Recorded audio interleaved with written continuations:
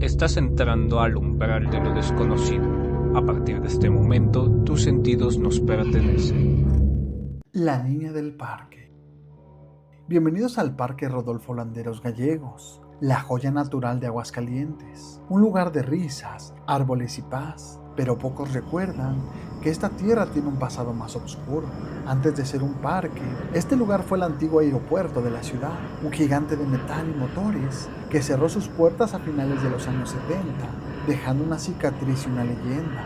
La historia cuenta que un hombre, trabajador y hábil en la reparación de turbinas de aviones, cometió un error fatal. Llevó a su hija al trabajo. La pequeña aburrida se puso a jugar con su muñeca favorita, cerca de la enorme aeronave que su padre estaba ajustando. Era un momento de distracción y un segundo fugaz de descuido. De repente, la turbina o quizá un hélice se encendió. El ruido ensordecedor se mezcló con el grito.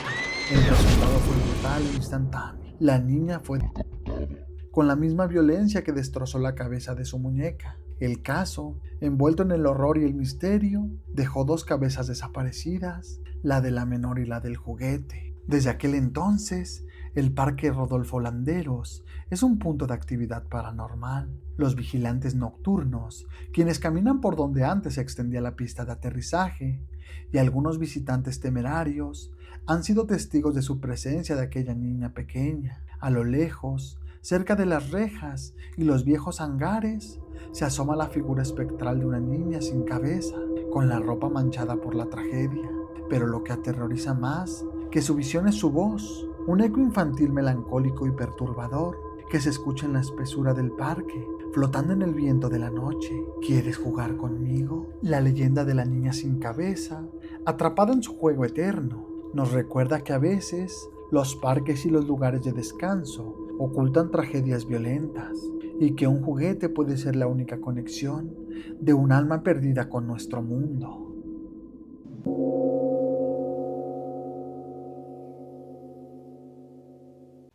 El encapuchado. En un Aguascalientes en la penumbra, a pesar del ruido diurno, la noche imponía su propia ley. Era una vida de fervor y costumbres, pero que ocultaba bajo ese manto un miedo antiguo que comenzaba a despertar. Cuando las personas callaban y la ciudad se dormía, una figura rompía todo silencio. Era el encapuchado. No era un hombre, sino la encarnación del miedo.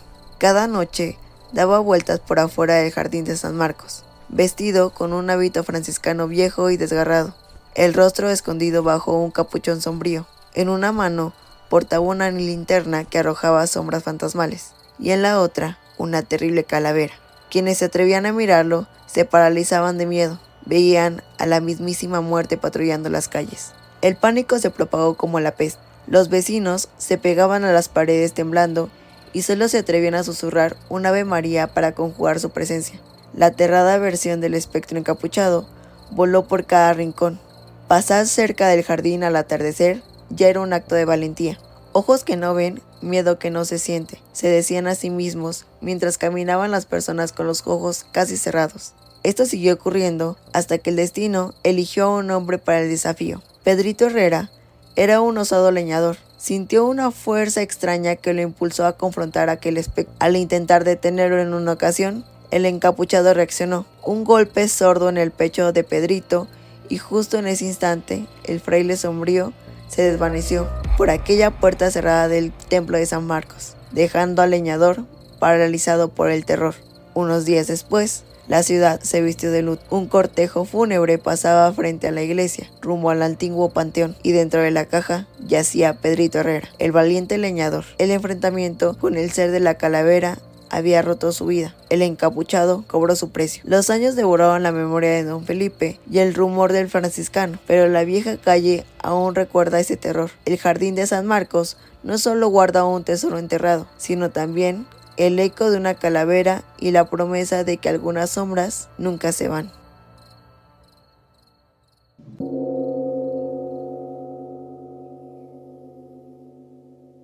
Chavita, el niño milagroso. En el Panteón de la Cruz, el más antiguo de Aguascalientes, la calma de la noche es interrumpida por un juego solitario. Hay quienes han jurado que a la medianoche, justo al pie de la tumba más colorida del cementerio, aparece un pequeño, Ese pequeño se llama Chavita. Murió a la tierna edad de los 8 años y nadie sabe si fue una enfermedad implacable, un accidente o la crueldad de un susto lo que apagó su vida a finales de los años 70. Pero hoy su espíritu se conoce como el Niño de los Milagros.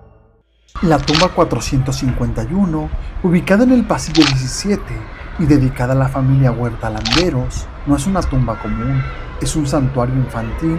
Está perpetuamente rebosante de juguetes, dulces, botanas y ropa de niño. Los sepultureros del panteón son los principales testigos. Aseguran que al amanecer los juguetes siempre están movidos del lugar. Ellos se encargan de acomodar las figuritas y desechar las ofrendas gastadas por el sol, sabiendo que Chavita las ha usado para jugar durante la noche. ¿Y cómo comenzó esta leyenda? Dicen que todo se remonta a una enfermera, cuando Chavita aún estaba internado. Ella caminaba por el pasillo del hospital, llorando sus penas. El pequeño, con la inocencia que solo un niño posee, le preguntó que qué le pasaba. Ella le comentó sus problemas y Chavita con toda certeza le dijo: tendrás solución, y si no fallo, debes de traerme un juguete. El niño falleció. La mujer, al recibir su milagro, se quedó con el regalo que él iba a dar. Con el corazón roto y lleno de gratitud, vino y se lo trajo a su última morada, en el Panteón de la Cruz. A partir de ese día, la fe se ha extendido. Los creyentes asisten fielmente a su tumba, no solo en Día de Muertos, sino durante todo el año. Llenan la cripta con sus peticiones, todas plasmadas con plumón, dejando una huella de esperanza. La promesa es simple y clara: concédenos nuestro deseo, Chavita, y a cambio recibirás un juguete nuevo. Los fieles aseguran que el niño cumple, y la inmensa montaña de ofrendas es el testimonio siliente de los milagros concedidos. Chavita se quedó a jugar para siempre en la tumba 451, un niño que con la muerte encontró el poder para ser el guardián de los sueños de los vivos.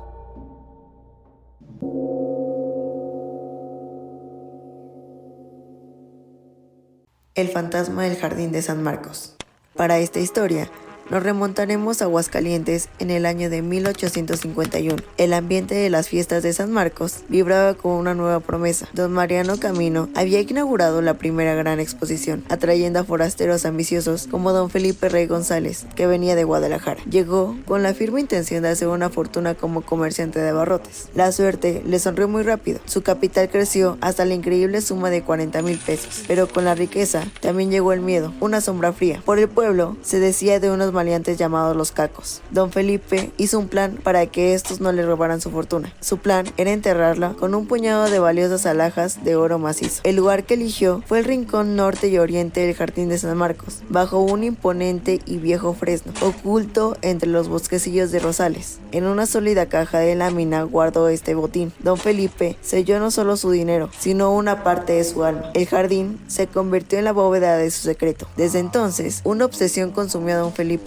Se le veía vagar solo, como una sombra, por ese rincón del jardín a la hora del alba, al caer la noche, siempre vigilando su tesoro. El resto del día jugaba las cartas justo frente a ese lugar, junto al fresno, con apuestas que rozaban la locura, pues presumía que tenía una fortuna. Fue allí donde, frente al oro, frente al fresno, donde la tragedia estalló. Una tarde, el juego de albures se transformó en un duelo de pistolas. El resultado fue sangriento, un muerto y 2 heridos. Don Felipe fue arrestado. Por años, la cruz del difunto en la pared de la calle de la Flora sería el mudo testigo de la violencia que ocurrió ese día. Tras ser liberado, una enfermedad impalpable lo atacó. Desesperado, prometió a la Virgen del pueblo una solemne misa de 3 sacerdotes y orquestas si sanaba. Se recuperó lo suficiente para salir de prisión, pero la promesa quedó en el aire. La enfermedad lo devoró lentamente, llevándolo a la tumba sin haber cumplido su juramento. Pero la historia de don Felipe no terminó con un simple entierro. Los vecinos pronto comenzaron a murmurar. Aseguraban ver una figura espectral paseándose por aquel rincón del fresno, justo a la hora en la que solía velar su tesoro. El fantasma, inquieto y desesperado, intentaba hablarle a quien se le atravesara en su camino. El terror se apoderó de aquel lugar en el jardín, y así, el eco de un juramento incumplido y el peso de una fortuna oculta, nació la leyenda del fantasma del Jardín de San Marcos.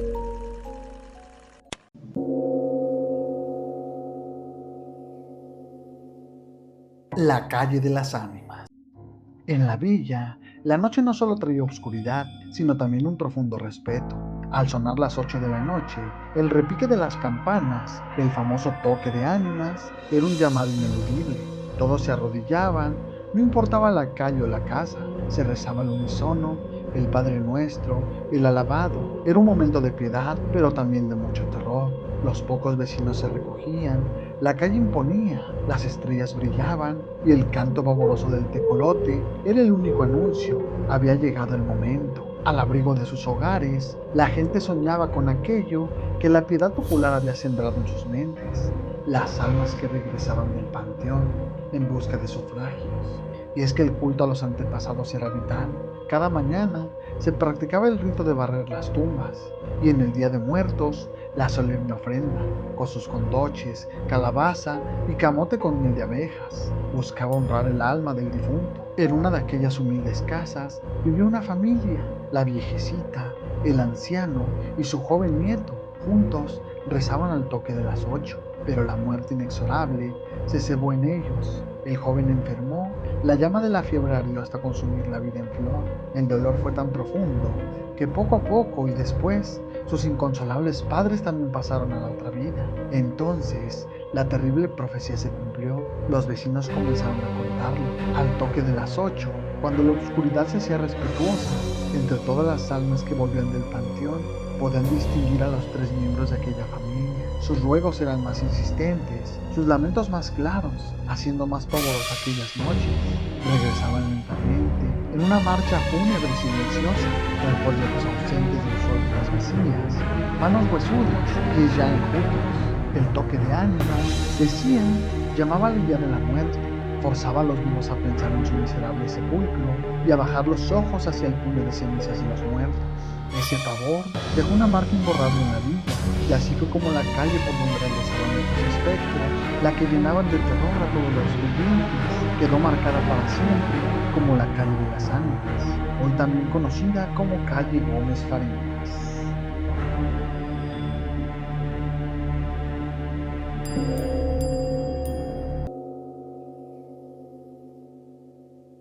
El coche del callejón. Cuentan que en los tiempos de la Villa de la Asunción de las Aguascalientes, el miedo se colaba entre las sombras. La noche, que debía ser tranquila y silenciosa, se rompió de pronto con un sonido que erizaba la piel, el crujir de un coche fantasma y el retumbar de los cascos de caballos enormes. La gente, resguardada en sus casas y con las puertas bien cerradas, no dejaban de murmurar: ¿será la Llorona, una dama de blanco o alguna bruja maldita anunciando su desgracia? Nadie lo sabía con certeza. Lo único real era aquel ruido espantoso que recorría todas las calles, especialmente en las noches quietas y de luna llena. Siempre pasaba lo mismo. Al dar la medianoche, el carruaje tomaba rumbo hacia el callejón que hoy conocemos como el Callejón del Tesoro. El cochero no era otro que don Cirilo Castañeda, quien manejaba aquel carruaje misterioso al servicio de un hombre dominante por la ambición. Don Narciso Aguilar había llegado desde Jalisco cargado con una fortuna inmensa, guardada en taleras de oro, las cuales se escondían en una única casa que existía en ese callejón, marcada con el temido número 13. Durante 3 años y 15 días, don Narciso obligó a don Cirilo a recorrer la villa todas las noches, en un desfile tan extraño como macabro. Lo hacía para despistar a todos y ocultar la llegada del dinero. Aunque el coche salía a diario, solo cada 40 días llevaba dentro las pesadas talegas de oro. Aquello se volvió un ritual de avaricia que tenía a todo el pueblo con el alma en vilo. El recorrido terminaba siempre al sonar las 12 campanas, cuando el carruaje se detenía frente a la casa del callejón. Decían que el tesoro fue enterrado en la cocina, junto al bocado del pozo, justo frente a la puerta que daba hacia la calle. Pero el oro casi nunca trae finales felices. Al poco tiempo se supo la verdad. El temido Juan Chávez, un hombre que todavía hiela la sangre, había traicionado a don Narciso. Lo hizo desaparecer y se quedó con toda su fortuna. Aún así, la maldición del oro no fue del todo cierta. Durante muchos años, la gente siguió escuchando el crujir del coche. Aún así, la maldición del oro no se fue del todo. Durante muchos años más, la gente siguió escuchando el crujir del coche y el galopeo de los caballos, hasta que el sonido se fue perdiendo poco a poco entre las calles, pero no de la memoria de los vivos, de los que seguían escuchándolos de vez en cuando. Y como en el pueblo quien pone nombre a las leyendas, quedó decidido que aquel lugar, marcado por la ambición, la traición y los ruidos del más allá, se llamaría para siempre el Callejón del Tesoro.